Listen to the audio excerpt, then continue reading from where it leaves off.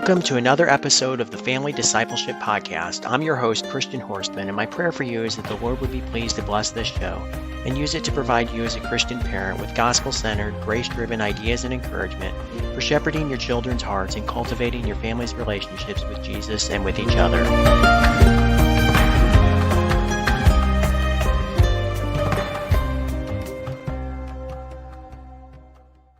All right, friends, welcome back to this episode of the Family Discipleship Podcast. And today our guest is Melanie Wilson, and we are going to be talking about practical parenting for homeschool parents. So for those of you who don't know Melanie, she is a homeschool mom of 6. Her children have all graduated, and so now she shares sanity-saving wisdom on her podcast, the Homeschool Sanity Show. And she also writes language arts curriculum and other resources available at funtolearnbooks.com. She's also a popular speaker at Great Homeschool Conventions, which I hear are some wonderful events. So by all means, go to one of those if you have one near you. And she loves connecting with the most committed parents on the planet at those events. And of course, we'll have all the links to her website and her podcast and everything in the show notes with this episode.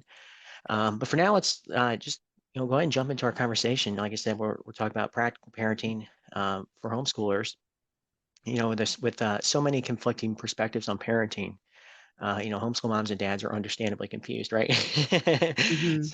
So yeah, that's why I'm happy to hear some wisdom from you, your veteran homeschool mom, as you kind of share some wisdom about how to find I guess you could call it a just right approach for your family. So welcome to the show. And I guess first question I'd like to ask is, how did you come to speak to homeschool parents about parenting? Like, how did you get into that? Well, first of all, thank you so much for having me on Yeah, your podcast, Christian. yeah, It is really a privilege for me to be able to speak with your audience. yeah. And the, I guess the journey for me to become a parenting speaker started when I was a podcaster, because I was a podcaster before I was a homeschool speaker. And the woman who runs the podcast network that I'm a part of said that she wanted me to talk about parenting on my podcast. And I just thought, Mhm. no, I don't want to. And I think my resistance was because at that point, I had no adult children. I was still in the trenches of parenting. And to be very honest, I didn't know what I was doing. I was having my own struggles, my own issues. And I had it in my head that I had to have my whole act together before I would talk to anybody about how to parent their kids. And then as I started speaking at homeschool conferences in which I wanted to start off talking about how we can get organized. That was my initial emphasis. People were way more interested in what I had to say about parenting. They hear that I'm a psychologist and they think, yes, I can trust her. I can ask her my parenting questions without getting reported to family services. Right. And that is true. Yeah. But I just didn't think that I was really qualified to do that. And that's really why I avoided it. But it's really how it happened. When I started doing more parenting focused seminars at Great Homeschool Conventions, those were the most popular sessions by far. Wow. Praise God. Yeah. Yeah, That's a good yeah, way of looking at yeah. it. For sure. For sure. So you talk about like some of your own struggles and challenges. So, like, Yeah. do you mind sharing some of those, like what some of Yeah. those were? And yeah, and are they kind of the same ones that you see, the same ones that you encountered yourself and talking to other homeschool parents then? Is that kind of the same ones you see now, or are they different? Yeah. So a lot of times people wanted help with discipline. What kind of discipline approach should I use? And I could totally relate to that because I heard from family members and friends about the approach that they used. I read all kinds of books, and I would try to use those approaches. And, when you're trying to figure out everything else as a homeschooling parent, how do I teach my child to read, especially if my child is struggling? What is the best way to teach math? What's the best curriculum to use for a subject that I don't feel skilled at teaching? I wasn't good at it in school. You have all of those things that you're trying to figure out. And then you throw in there, what is the best discipline approach? What do I do? And that is what people want me to tell them. This is the way to do it. And we can get to that a little bit later, how my response to that question has changed over the years. But I think that is the first thing that I get a lot. How do I discipline? How do I parent so that I have happy children who are also obedient and respectful? I think this is what parents want. And you're dealing with all kinds of personalities and different situations, home situations. I would say that's number one. Number two is, what do I do when my kids fight, when there is conflict, when they just don't even like each other, apparently? What do I do? How Right. can I resolve this? And it becomes the same kind of thing where you hear what this person has done and what that person has done, and you read this book and that book, but still you're not getting it. It's not working. It doesn't feel right. And I have definitely been there in that same situation. And then I would say a final issue that I get a lot, which wasn't as much of an issue for me personally, is when you and your spouse don't agree on parenting and discipline. And, there are a lot of really worried parents who come to me with that issue because, we've heard over and over and over that if you're not on the same page, it's not going to work. And so I have a response to that too. Okay. Well, I'd love to hear that in a few moments. I'd love to hear that because I've heard that Okay. before too, myself. Oh So yeah. Oh yeah. yeah. So what was your initial approach to discussing parenting at these conventions, and has it changed any? And if so, how? Yes. Okay. So initially, I was, first of all, I was so surprised by the number of parents who didn't have the basics down when it came to parenting. Like, in other words, they were still trying to decide if they needed to discipline a child, for example, who is disrespectful, or was that behavior just because they have special needs, or because their child is tired, or because they're in a phase. It's just a phase, and I'll just let it go and hope and pray that it goes away and it gets better. And initially, I was just so surprised by that kind of philosophy, if you will, of parenting, that I wanted to go, okay, people, come on now. You can't do that. You can't let your child flagrantly disobey. I'm not talking about, oh, I forgot to clean my room because I got busy doing other things. That's a totally different issue than saying, no, I'm not doing it. I'm playing a game. Leave me alone. Mm-hmm. That requires a swift and decisive response. And I think I was just so stunned that this was the attitude that I was dealing with, as opposed to the type of parenting approach that I saw most often when I started homeschooling, which was too far to the other extreme, in my opinion, which is like, you will obey me immediately. I want you to be scared of me so that you just jump when I say jump.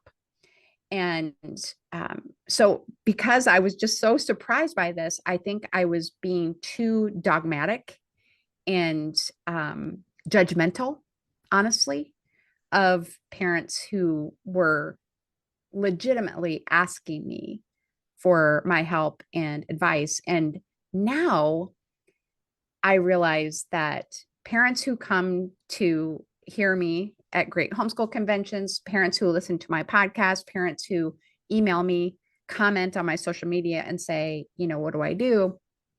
I know that they want to parent their children well, and they just honestly don't know what to do. And they're so confused by all this conflicting advice out there that I think I am a much better help to parents today than I was several years ago. Well, that's good. That's good to Yeah. know. Yeah. So yeah, I mean, it really is, that, because it's, the whole homeschooling journey in itself is, it's always an upward progression. It's not like, Rome wasn't built in a day, neither Right. is homeschooling or family life or anything else like that. Right. So, So right. true. Right. So let's take just a quick break, and then I'll come back and ask you about a little bit more about some of the parenting challenges that you talk about and some solutions that you recommend.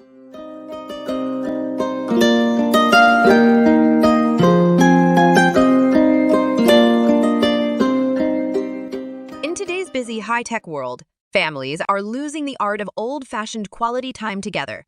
But you can transform your family time with an exciting new trivia game about Moses and the Exodus. This game is more than just fun and entertainment. It's a chance to unite your loved ones for screen-free family time and enrich your scriptural knowledge. You and your children will have fun, laughter, and friendly competition as you step back into the Old Testament and test your knowledge about the life of Moses and the biblical details of the Israelites' exodus from Egypt and 40-year trek through the wilderness. This easy-to-play family-friendly game is sure to make memories you'll treasure. So head over to Family Discipleship podcast.net/Moses and get your family a copy of this trivia game, download and print it right away. Put down your electronic devices and play it together with your family tonight. That's familydiscipleshippodcast.net/Moses. Have fun!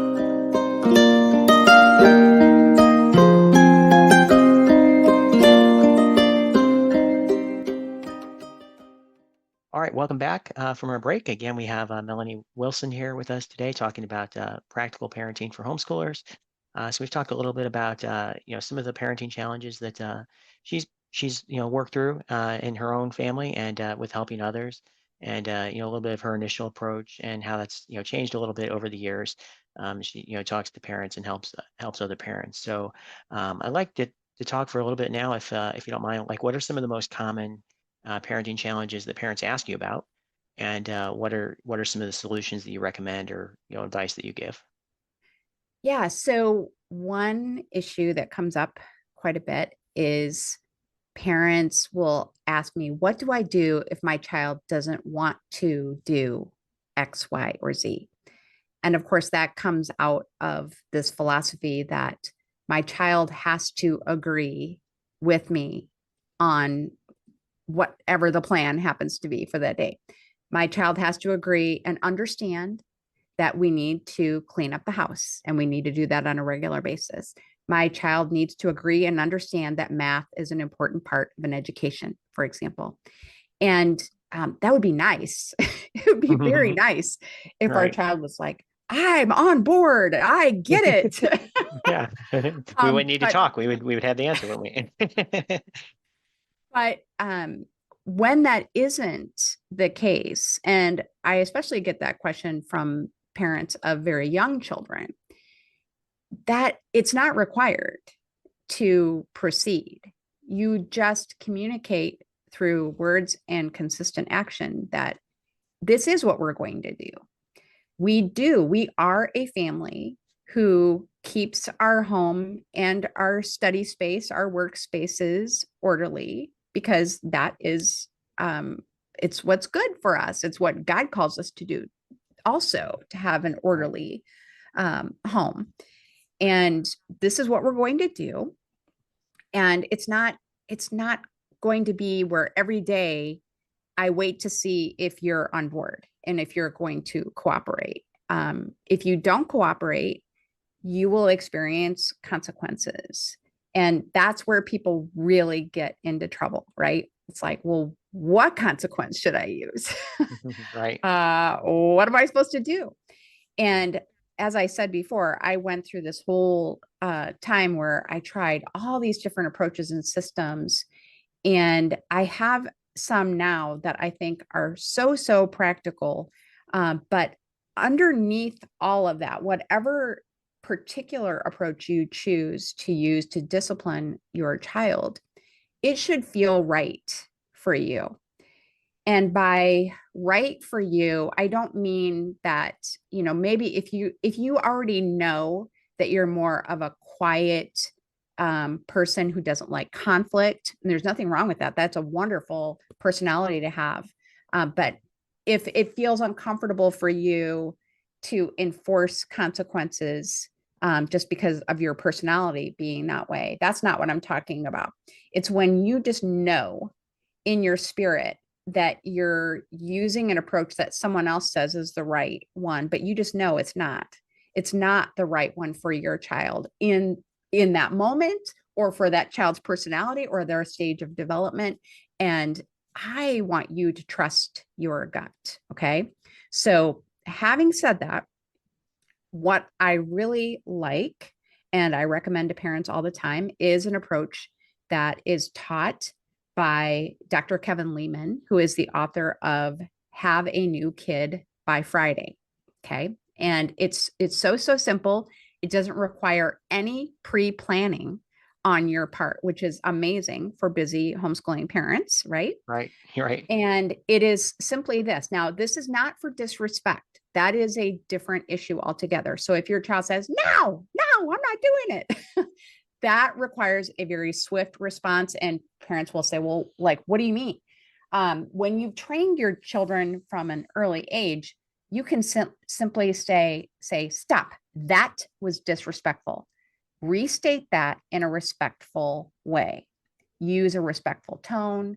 And when you're first training, you might have to say, explain how they can do that.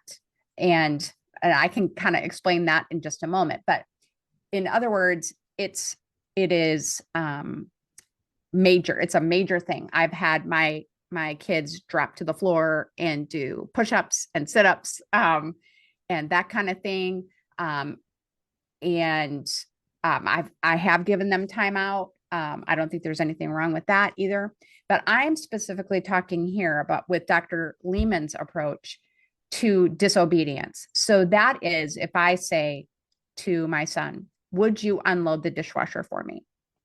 He doesn't give me the talking back. Okay. He's like, okay. But then it doesn't get done because he is messing around doing, playing games, goofing off, and then he doesn't do it. And I want to just give a caveat. I mean, there's so many caveats with parenting, right? Right. If something happened where your son wasn't able to, and if this is his very first infraction where he doesn't do something that you asked him to do, then I wouldn't give a consequence. Most likely I would just say, hey, remember I asked you to do that. And most likely your child would just, immediately go and do it. But I'm talking about if this is an ongoing issue, you would say, well, you wouldn't say anything to your son. That's really the beauty of it. So you see that the dishwasher hasn't been unloaded. Okay. You wait for your son to come to you and ask you for anything that he might want. If he comes and says, hey, can I have a snack now? Hey, would it be okay if I played a video game now? Would it be okay if I went over to the neighbors to play? I mean, it could be anything at all that he asks you for. And then you will immediately say no. And that's it. Just say no. And then your son, in this case, would say, well, why? Why can't I? And you will say, remember when I asked you to unload the dishwasher? Most children at that point will say, oh, okay, I'll do it right now. Right. And then you could say, wonderful. If it hasn't been done, wonderful. Please do unload it. But you're still not going to have a snack. You're still not going to play a video game. You're still not going to go over to the neighbors. And at that point, a child who hasn't been disciplined much at that point will maybe try to argue with you and complain. And that is the point at which you can ignore them. It's just no. And you're not going to listen to any more discussion about it. And that will teach a child who is consistently disobedient in doing things for you to learn, I better do this because then the next thing I want isn't going to happen. Right. So the other thing that you can do with disobedience that I think could work with disrespect also, especially if you're in a public place, is you can say, let's say it's disrespect. I'm out in public. I can't really give a consequence, right? But my child has just been talking back to me. I can say, that was disrespectful. And I am going to go home and talk with your father or pray about this or think about what the consequence is going to be for this disrespect. But I can promise you that you will not like it.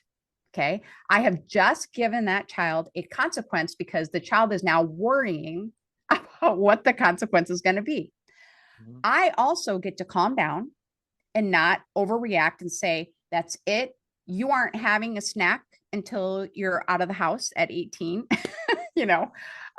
I can just think through, pray about it, and hopefully think of a consequence that is a logical consequence. It is connected to what they did wrong. So let's say what I've actually had this happen to me.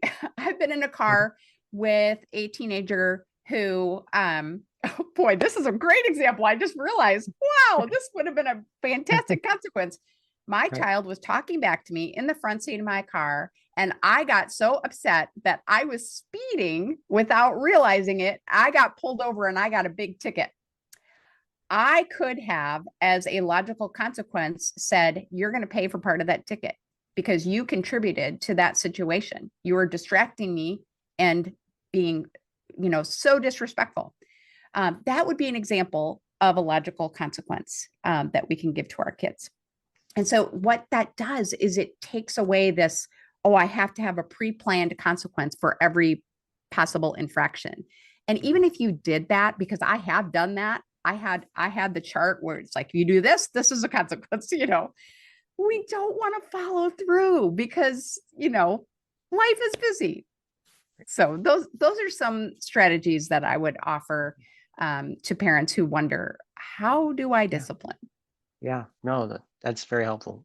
So yeah, and thank you for sharing some of those Sure. examples in particular. So Yeah. like if parents needed additional help, maybe they kind of like you said, maybe they're trying some of those things you've talked about and Right. it's not working all the way 100% yet. Like, what would you recommend then? Right. So I have done definitely a number of episodes on my podcast, the Homeschool Sanity Show, on parenting. Right. Like you said at the beginning, if they're near to a Great Homeschool Convention and they want to drop in and catch one of my sessions, I would love that. Yes. Pick up Dr. Lehman's book, Have a New Kid by Friday. Wonderful, wonderful book. And you can also email me. I will give you my my email to have in the show notes. But if you want to just email Melanie, it's Melanie IE at homeschoolsanity.com. And if you have a parenting dilemma, I'm happy to give you a direction to go in. Awesome. Well, thank you so much. And yeah, we'll definitely have that in the notes for our listeners as well. So yeah, well, thank you. So as we wrap up, or get ready to wrap up, I know you have a book. I think it's called the Organized Homeschool Life book and planner to help parents go. Can you tell us a little bit more about that? Like why you put it together and why you think it's helpful?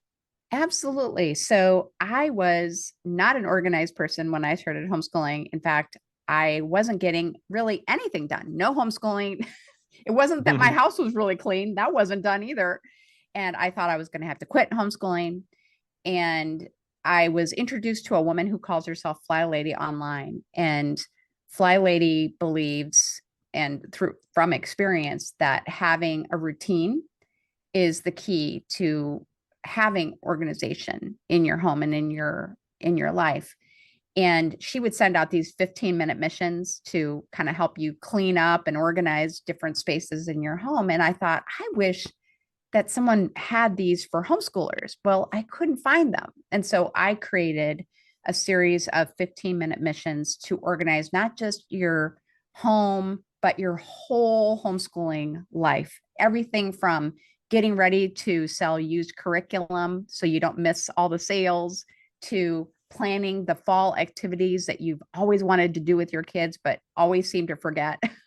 I have all of those things in book form, the Organized Homeschool Life, but then I created the planner because some homeschool moms were telling me, I don't even know when I can find 15 minutes in my day to get Yeah. this done. And so the planner will help moms find that time and make organization a habit and not an event. That is what I found was a problem for me, is that I thought, oh, I'll get organized in 2 weeks this summer.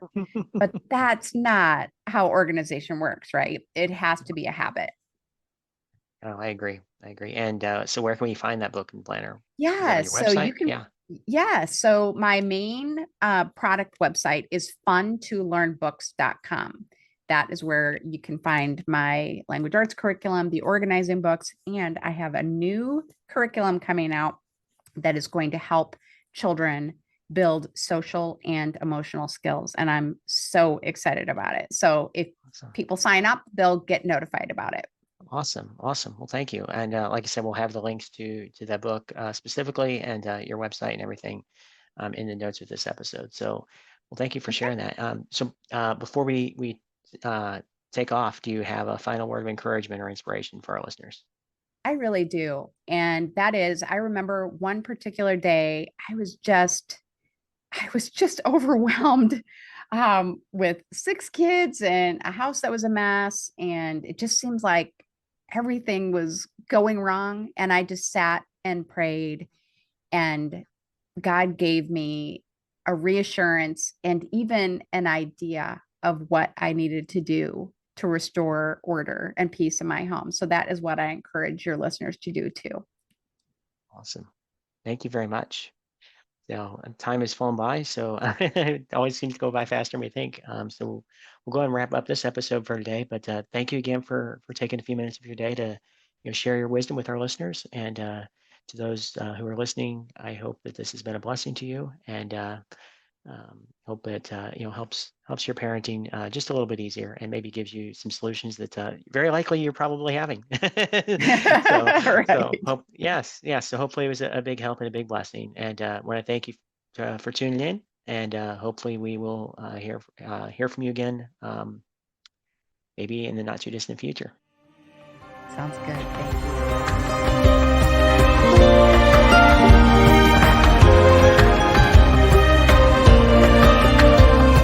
You've been listening to the Family Discipleship Podcast. I truly hope that you've been blessed and encouraged by the things we've covered today.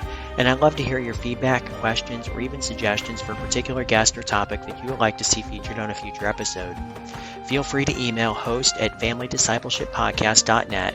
And don't forget to follow the show on social media and subscribe on YouTube or your favorite podcast platform so you don't miss new episodes as they're released.